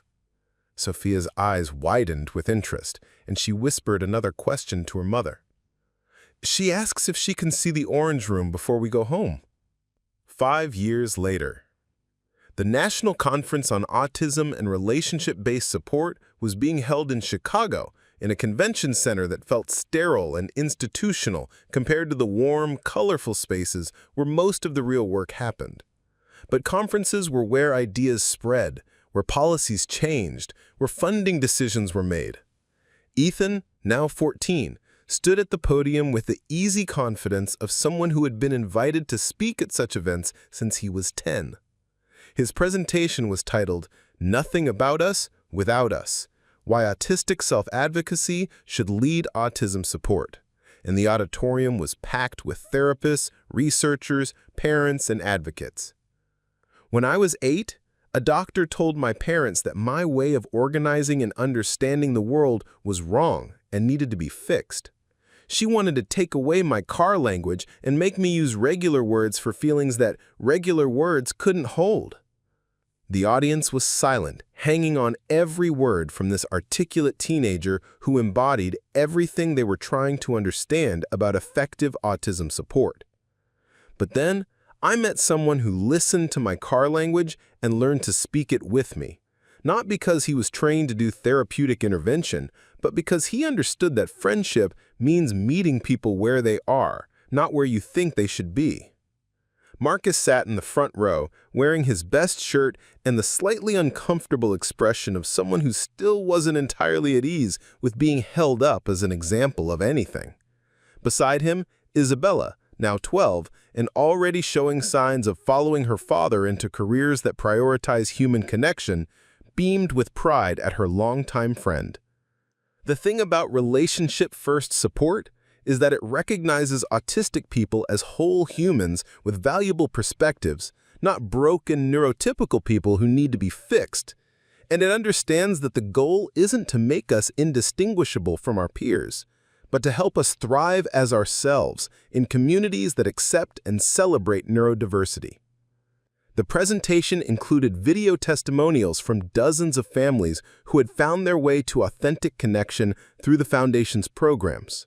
Children who had been written off as nonverbal were shown communicating fluently through art, movement, and technology.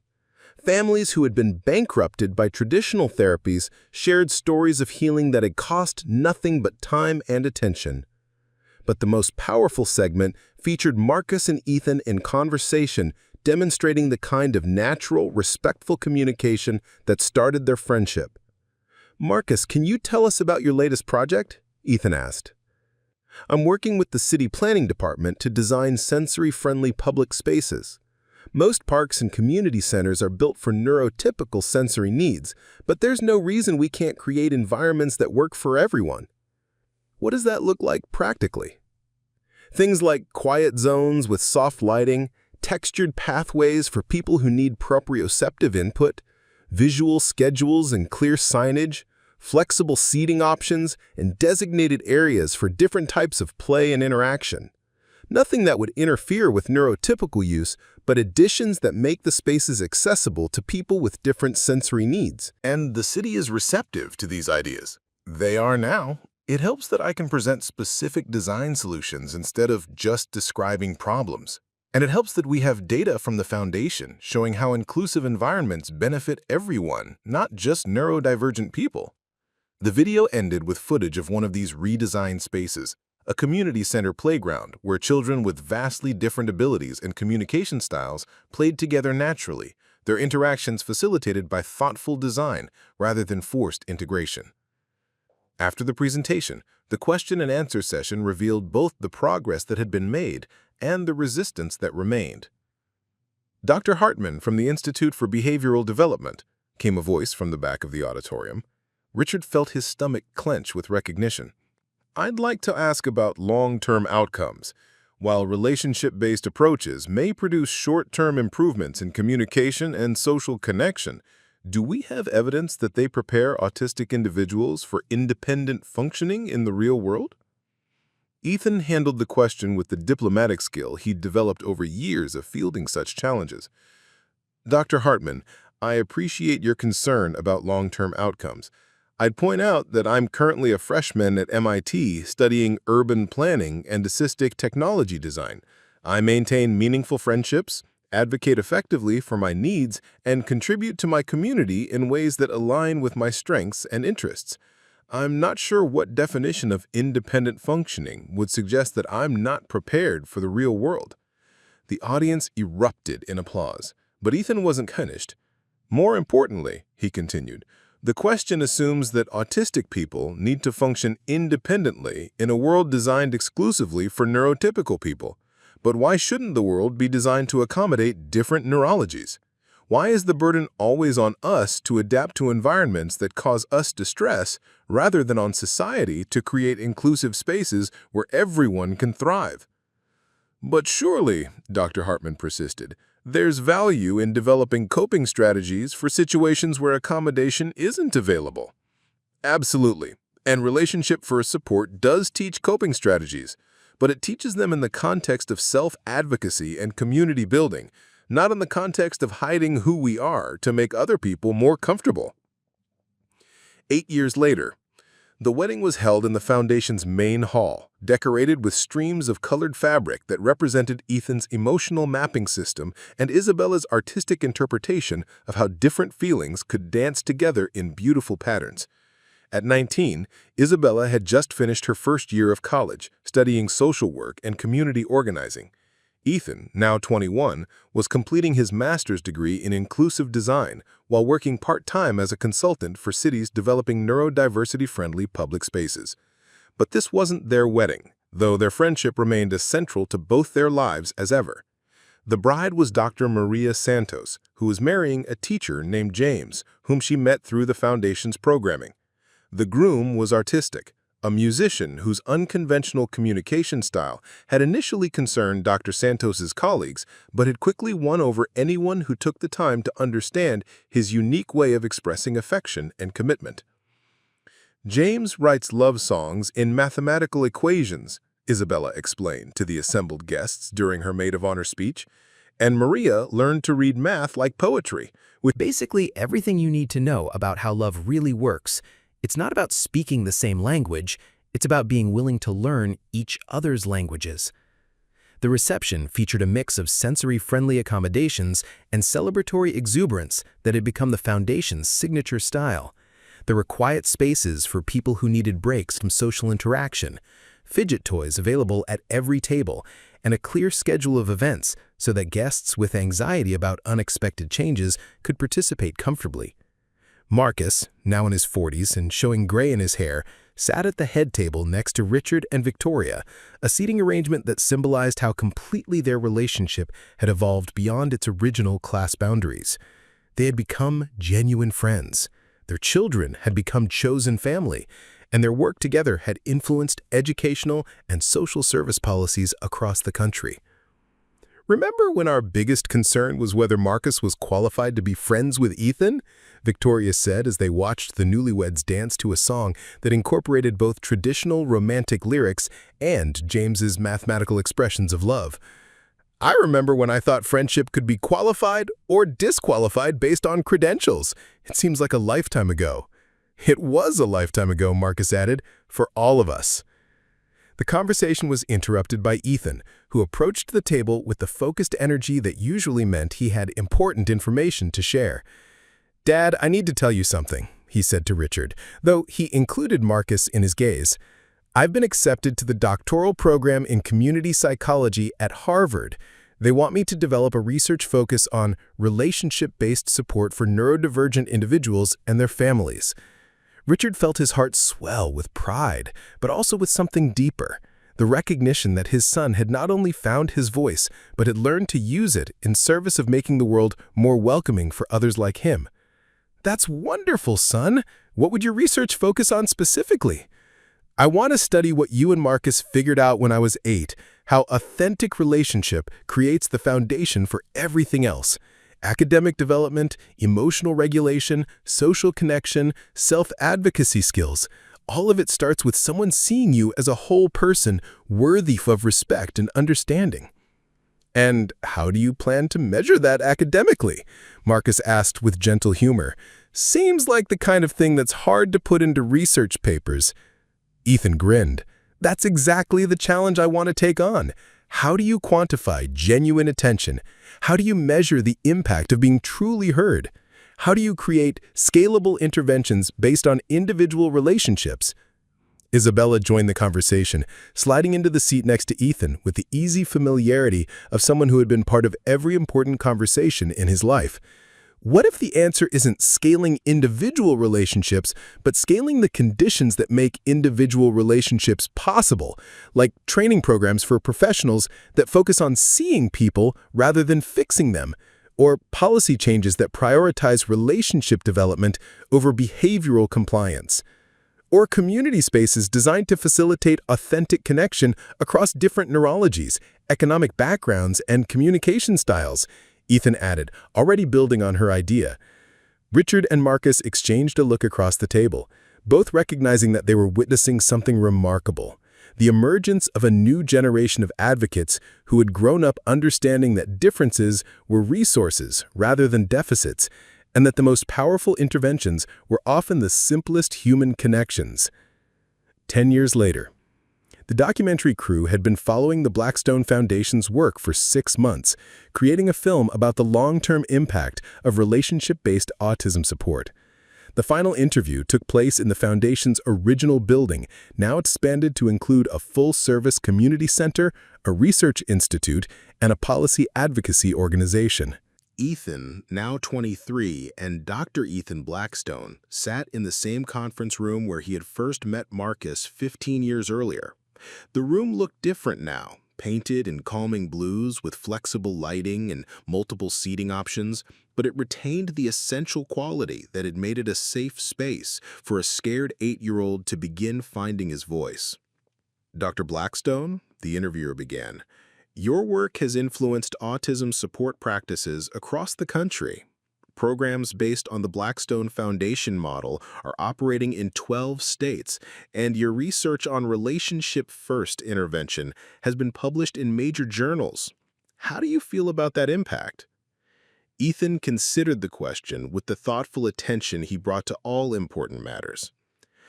"I feel grateful that people are listening to autistic voices and centering our experiences in the development of support systems.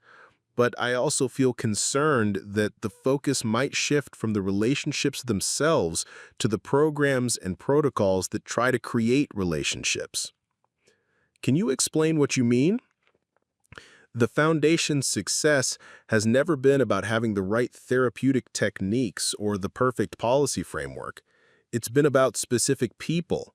Marcus, Isabella, my parents, Dr. Santos, hundreds of families choosing to show up authentically for autistic children and adults. You can't bureaucratize that kind of attention.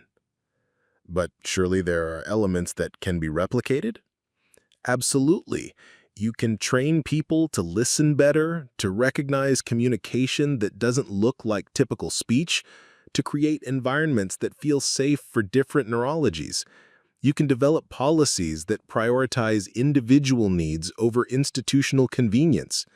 You can fund programs that bring families together across economic and cultural differences. And what's the most important lesson you'd want other families to take from your story? Ethan was quiet for a long moment, his gaze drifting to the window where he could see the community center playground filled with children whose differences were celebrated rather than pathologized. That autistic people don't need to be fixed or cured or made normal. We need to be understood, accepted, and supported to thrive as ourselves. And that kind of support starts with one person, a parent, a friend, a teacher, a janitor, deciding to meet us where we are instead of demanding that we meet them where they think we should be. The camera panned to capture Marcus, now in his early 50s, and the Foundation's Director of Community Engagement, facilitating a support group for new families. His approach hadn't changed in 15 years. Patient listening, genuine curiosity, and the absolute conviction that every person had something valuable to contribute. The hardest part for most families, Marcus was telling the group, is unlearning the idea that love means fixing. We spend so much energy trying to help our kids fit into the world that we forget to celebrate the unique perspectives they bring to it. A mother raised her hand tentatively. But what about practical skills? What about preparing them for independence? Independence doesn't mean being like everyone else. It means having the self-advocacy skills, the support networks, and the accommodations you need to live the life you choose. And those things develop best in relationships where you're valued for who you are, not despite who you are. The documentary's final segment featured Isabella, now 25, and working as a family advocate for the Foundation while completing her master's degree in social work. She had inherited her father's gift for making people feel heard and her late mother's fierce determination to protect vulnerable individuals from systems that didn't understand them. People sometimes ask if it was hard growing up poor and becoming friends with a rich family, but that question misses the point entirely. The difference in our bank accounts was never the important part. What mattered was that we were all willing to learn Each other's languages. Ethan's color language, my emotion language, our parents' worry language, and eventually, the shared language of our chosen family. The film ended with footage from the Foundation's 15th anniversary celebration, showing hundreds of families who had found their way to authentic connection through the simple recognition that difference didn't mean broken, and that the most powerful interventions were often the most human ones. As the credits rolled over images of children playing together across every conceivable difference, neurological, economic, cultural, linguistic, the final message appeared on screen. For the Marcuses and Ethans and Isabellas of the world, who remind us daily that the most important qualification for helping another human being is the willingness to see them clearly, accept them completely, and stand with them as they find their own way to thrive.